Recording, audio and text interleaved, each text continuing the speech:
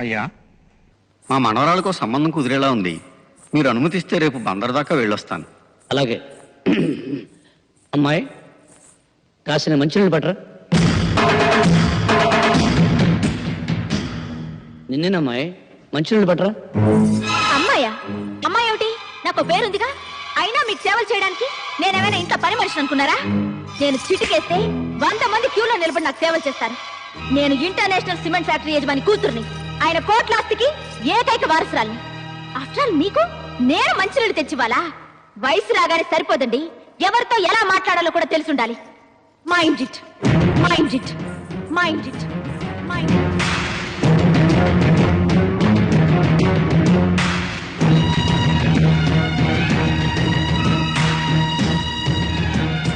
అయ్యా, ఏదో తెలిసి తెలియనితనం, పాపం చిన్నపిల్ల. ఇందులో తన తప్పేముంది ఆచార్య గారు? 10 మందితో సేవలు చేయించుకోవడానికి అలవాటు పడ్డ అమ్మాయికి పని చెప్పడం మన తప్పు. అన్నయ్య, మంచినీళ్ళు. ఎరా, నువ్వు ఇంకా పొలానికి వెళ్ళలేదా? బయలుదేరుతున్నా అన్నయ్య.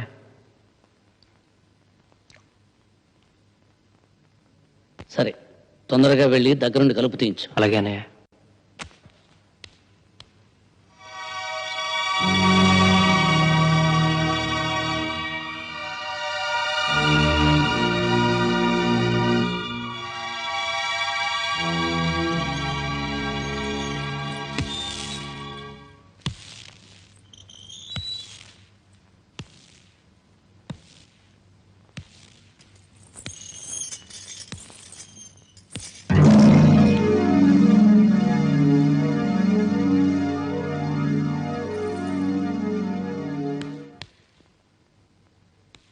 మీరు వెళ్ళండి అన్నయ్య, నేను బయట పారేస్తాను.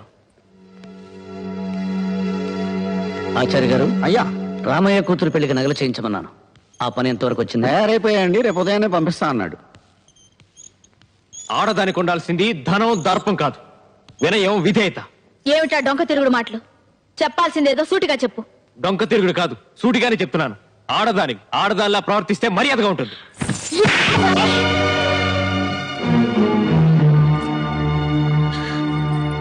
బాబు, నువ్వు లోపలికి వెళ్ళు.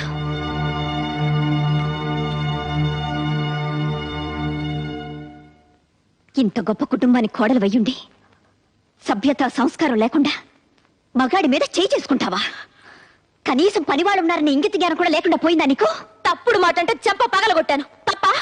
అయినా నువ్వెవరు నాకు అడ్వైస్ చేయడానికి? నాకు అత్తగారివా? కోడలిగా ఈ ఇంట్లో దీపం పెట్టడానికి నువ్వెలా వచ్చావో నేను అలాగే వచ్చాను. దీపం పెట్టడం అంటే నూనె పోసి వత్తి వేసి వెలిగించడం కాదే. పోయే వరకు మనం బ్రతకాల్సిన ఈ ఇంటి పరువు, మర్యాద కాపాడమేనే దీపం పెట్టడం అంటే. నువ్వు చెప్తే తెలుసుకోవాల్సిన స్థితిలో నేనేం లేను. నేను నీకంటే ఎక్కువ చదువుకున్న దాన్ని, నాగరికత తెలిసిన దాన్ని. నాగరికత అంటే అర్థం పెద్దవాళ్ళని గౌరవించకపోవడం, మగాడిని చేయి చేసుకోవడం అనుకుంటున్నావా? కాదే. పట్టు చీర కట్టినా, పాతి చీర కట్టినా ఎదుటి వాళ్ళు చేతులెత్తి నమస్కరించేలా ఉండటమేనే నాగరికత అంటే. చూడు, ఇంకో ఆర్గ్యుమెంట్స్ అనవసరం. నీతో నీతులు చెప్పించుకునే అవసరం గాని, అడ్డమైన వాళ్ళ ముందు తలంచి బ్రతకాల్సిన కర్మ గానీ నాకు లేదు. నిన్ను తల వంచుకుని బ్రతకమండం లేదు.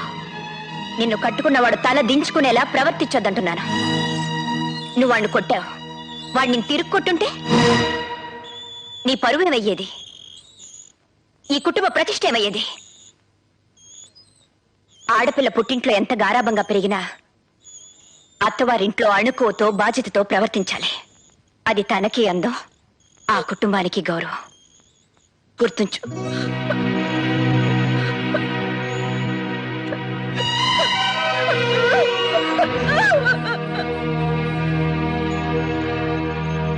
ఏమిటి అలా చూస్తున్నావు? మీ ఆవిడ ఏడుస్తూ వెళ్ళిందనా? వంట రాదని ఇంకా ఎన్నాళ్ళు తప్పించుకుంటావు? త్వరగా నేర్చుకొని కాస్త గట్టిగా గసిరాను. ఏ, మీ ఆవిడ నేనేం అనకూడదా? ఆ హక్కు నీకు తప్ప ఇంకెవరుకుందోదినా? ఇలాంటి దేవతకే కోపం వచ్చిందంటే అది చేసిన తప్పు చిన్నదై ఉండదు. నన్ను క్షమించు. అవే మాటలు రాజా. అవునదినా, అది నాలో సగం కదా. దాని తప్పులో కూడా నాకు సగభాగం ఉంటుంది.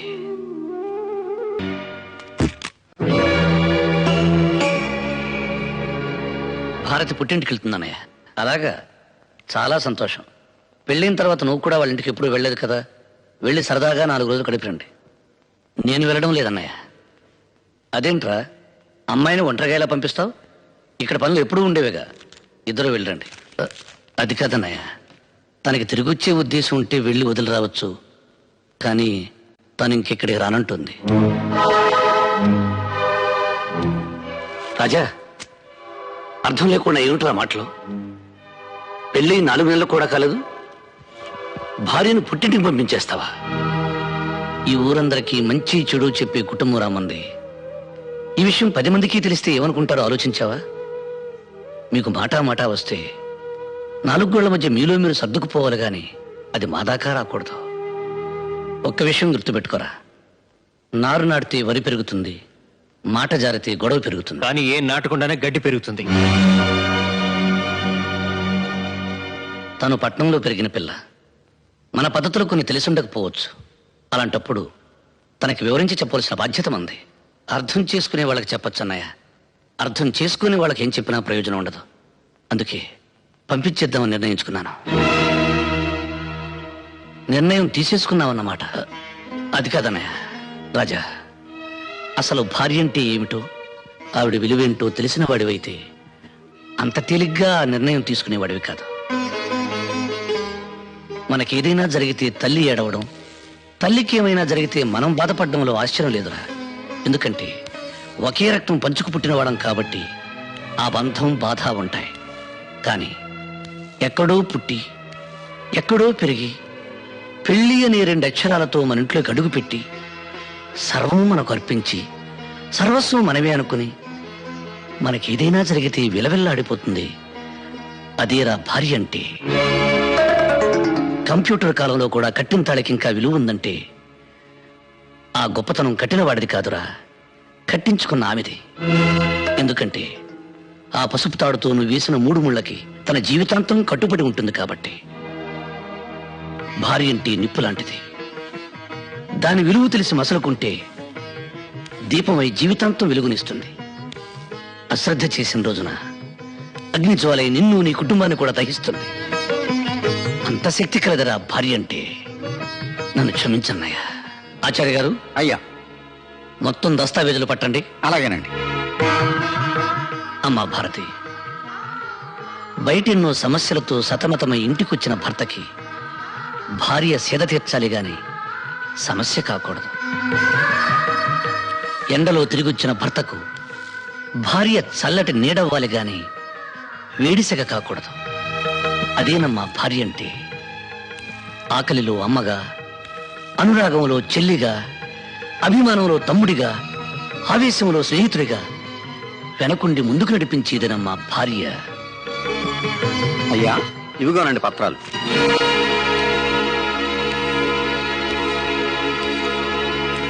భారతి, మాకెక్కడెక్కడ ఏ ఆస్తులున్నాయో మాకే పూర్తిగా తెలియదు. వాటికి సంబంధించిన పత్రాలివి. నువ్వెక్కడ సంతకాలు పెట్టమంటే అక్కడ సంతకాలు పెట్టడానికి మా 3 అన్నదమ్ముల్లో ఎవరూ వెనకాడరు. లక్ష్మి, ఆ తాళాలు ఎలా ఇవ్వు. ఈ రోజు నుంచి ఈ ఇంటి బాధ్యత మొత్తం నీకు అప్పగిస్తున్నానమ్మా. కానీ నా ఒక్క కోరిక మాత్రం మన్నించమ్మా. కనీసం నా కంఠంలో ప్రాణం ఉన్నంత వరకైనా మా అన్నదమ్ముల్ని వేరు చేయాలనే ఆలోచన నీ కలలో కూడా రానివ్వకమ్మా. భారతి, భార్యాభర్తల సంబంధం గురించి, కుటుంబ సభ్యుల అనుబంధం గురించి ఓ ఇంగ్లీష్ కవి ఏమన్నాడో తెలుసా? The relationship between 2 persons of a family must be like a fish and water, but it should not be like a fish and a fissure man. ఎప్పుడు చిన్నప్పుడు చదువుకున్న చదువు నీకు ఇంగ్లీష్లో చెబితే అర్థమవుతుందని చెప్పాను. గ్రామర్ తప్పునుంటే మన్నించు, అసలు అర్థమే తప్పనుకుంటే క్షమించు.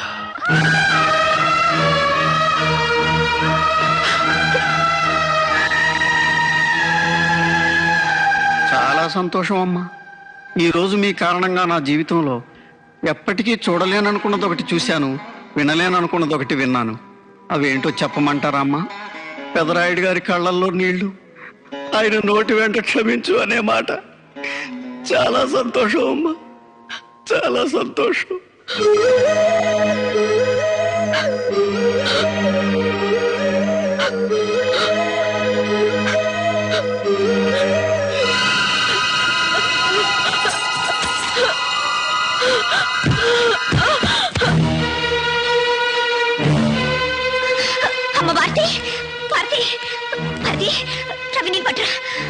భారతి భారతి భారతి అమ్మా అమ్మా భారతి భారతి భారతి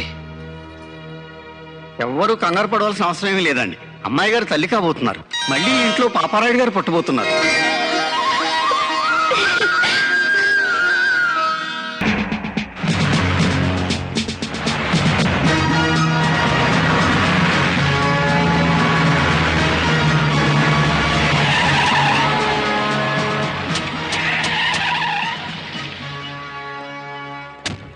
నేను పైకెళ్ళి పెద్దరాయుడు గారిని చూసొస్తాను. వీళ్ళందరినీ ఇక్కడ నిశ్శబ్దంగా ఉండమని.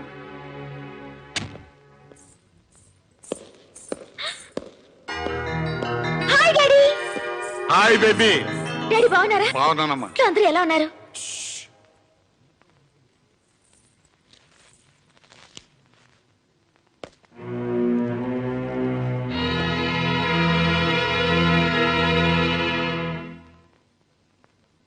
నమస్కారం అండి. అరే వీంకుల వారా, రండి కూర్చోండి. మీకు నా మీద కోపం ఉంటే చెప్పుతో కొట్టండి, అంతేగాని ఇలా హాస్యం అడగండి. ఇందులో హాస్యమే ఉంది, కూర్చోమన్నాను. నేను మీ ముందు ఏనాడైనా కూర్చున్నానండి? అది కల్లో కూడా జరగని పని. మీరు కూర్చోకపోతే నేను లేస్తాను. అరే మీరు లేవటం ఎందుకండి? పర్లేదు. వ్యాపారం ఎలా జరుగుతుంది? మీ దయ వల్ల బాగానే ఉంది. ఇందులో మాదయ్యే ఉందండి, అంతా భగవంతునిదే. అమ్మమ్మమ్మ అలా అనకండి. ఆ రోజుల్లో మీ తాతగారు, మీ నాన్నగారు, ఆ తర్వాత మీరు మా వెనకుండా నడిపించబట్టే ఈ రోజున మాకింత ఆస్తి ఫ్యాక్టరీలో ఉన్నాయి. ఇవాళ మా కుటుంబం ఇంత పచ్చగా ఉంది అంటే మీరు పెట్టిన భిక్ష కదండి. ఫ్లైట్ 8 గంటలకి 9:30 సార్. బోర్డింగ్ బస్ తీసుకున్నారా? సురేష్ వెళ్ళాడు సార్. ఢిల్లీలో మీరు దిగ్గానే మిమ్మల్ని రిసీవ్ చేసుకోవడానికి కిషోర్ వస్తాడు సార్. గుడ్. నమస్కారం అండి. ఏం కావాలి? మా అబ్బాయి ఇంజనీరింగ్ సీట్. సెక్రటరీ, ఆ వివరాలన్నీ నోట్ చేసుకుని ఎడ్యుకేషన్ మినిస్టర్ గారితో చెప్పి ఆ పని అయ్యేలా చూడండి. Sir 18 function. Sorry, out of station చెప్పారు కదా, ఆ టైం ఏంది వస్తాను. నమస్తే సార్. Thank you sir. మీ దయ వల్ల నాకు ప్రమోషన్ వచ్చింది. Very good. మా అమ్మాయి పెళ్లికి సెక్రటరీ, వీరికి 20,000. సార్ నా జాబ్ విషయం. ఈ పని ఎలా చూడు. Thank you sir. Good morning daddy. Good morning baby. అమ్మా జాగింగ్ వెళ్ళలేదా? లేదు డాడీ, నా ఫ్రెండ్ ఇంటికి వెళ్ళొస్తున్నాను. Very good. నువ్వు వెళ్ళి టిఫిన్ చేయమ్మా. మీ డాడీకి అర్జెంట్ పని ఉంది, వెళ్తాం. అలాగే. ఈ ఊరు పక్కనే ఫ్యాక్టరీ కట్టడానికి స్థలం ఉందంటే చూడడానికి వచ్చాను. ఎలాగో ఇంత దూరం వచ్చాను కదా, మిమ్మల్ని కూడా చూసి వెళ్దామని వచ్చాను. వస్తానండి. అలాగే, అమ్మాయితో మాట్లాడి వెళ్ళండి. లేదండి, కొంచెం అర్జెంట్ పని ఉంది. అదేంటండి, ఇంత దూరం వచ్చి కనీసం కన్న కూతురు ఎలా ఉందో అడగకుండా వెళతారా? అందులో నువ్వు అమ్మాయి ఒట్టి మనిషి కూడా కాదు. నా బిడ్డను ఇంటి కోడలుగా చేసిన తర్వాత ఎలా ఉంది అని అడగటం దేవుని ముందు పువ్వు పెట్టి ఆ భక్తుడు దాని యోగక్షేమాల గురించి అడిగినట్టు ఉంటుంది. నాకు సెలవు ఇప్పించండి. వెళ్ళరండి. వస్తానండి.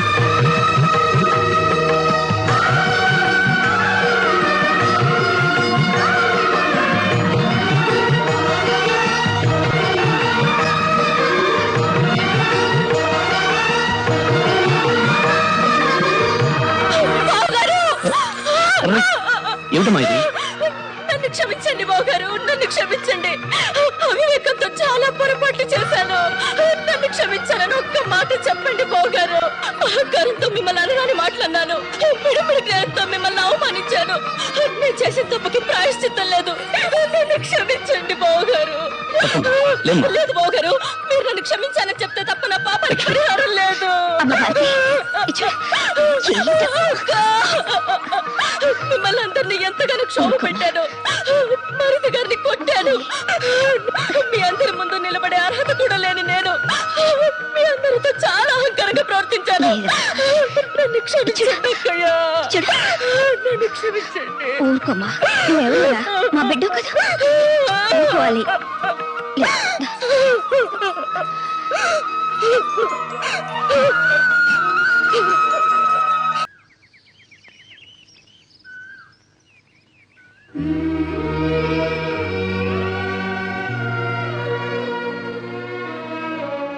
ఏమండి, బాధపడుతున్నారా? బాధ కాదు భారతి, ఆడదాని వల్ల రాజ్యాలు సామ్రాజ్యాలు కూలిపోయాయని పుస్తకాల్లో చదివాను. కానీ నా మీద ఆశపడ్డ ఆడదాని కోరిక కాదన్నందుకు నా జీవితం ఎలా అవుతుంది అనుకోలేదు. మీరేమనుకోనంటే మిమ్మల్ని మాట్లాడగనా? ఏమిటి? మీరే పాపం ఎరగరని మీకు తెలుసు, నాకు తెలుసు. కానీ పంచాయతీలో ఆ మాట బావగారితో ఎందుకు చెప్పలేదండి? అన్నయ్య అడగలేదు, నేను చెప్పలేదు. ఇంతవరకు ఆయన అడగంది ఏదీ నేను చెప్పలేదు. ఆయన చెప్పంది ఏదీ నేను చేయలేదు. అది కాదండి. చూడు భారతి, ఆ రోజు రాముడు అడవులకు నేను ఎందుకు వెళ్ళాలని ప్రశ్నించుంటే రామాయణం జరుగుండేది కాదు. తండ్రి మాటను గౌరవించి రాముడు అడవులకు వెళ్ళాడు.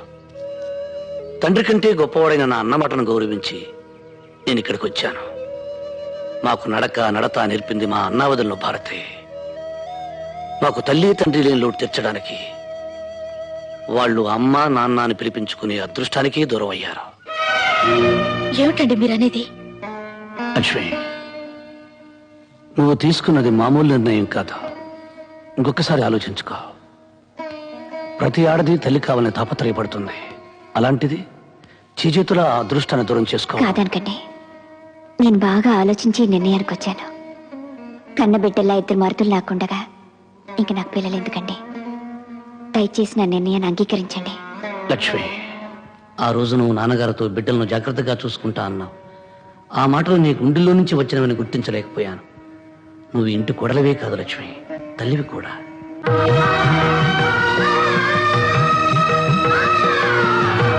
నాకు అలాంటి మూఢనమ్మకాలు లేవు.